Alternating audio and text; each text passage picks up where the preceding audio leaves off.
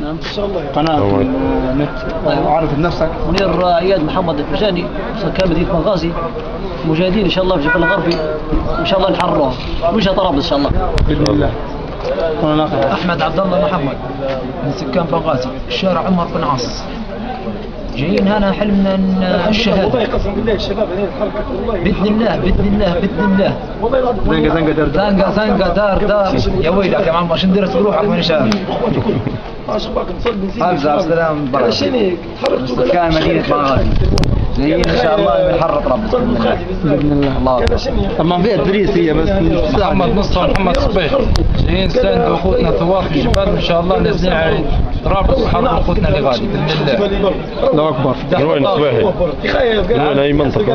لا من مدينه بنغازي منطقه حليس. اهلا بك. كلها ليبيا حره ان شاء الله. عارف بنفسك. ايوب محمد الشيخي سكان بنغازي، ان شاء الله جايين هنا نطلعوا الكلب هذا باذن الله. وين انت حاليا موجود؟ وين موجود في الرجبان. قداش تاريخ اليوم؟ حافظه ولا نسيت؟ نسينا الجبهه. تاريخ اليوم 22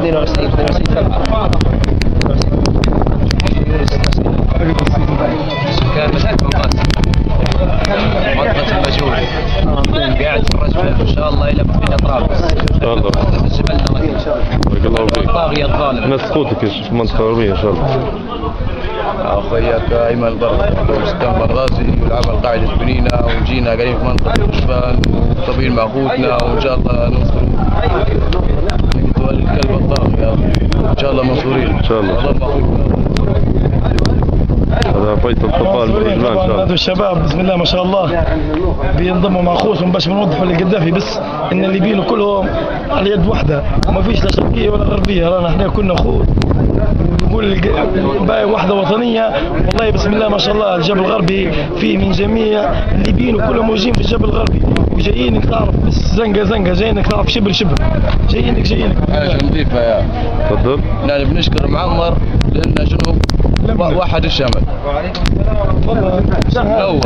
بارك الله. فتحنا باب الجنه ان شاء الله. عبد الله حبيب من مدينه بنغازي منطقه البركه جنب الكتيبه. باذن الله زنقه دار مثل بيت ان شاء الله باذن الله. جايين لك يا معمر قداش. والله منورين منصورين ان شاء الله. الله اكبر. كافة حتى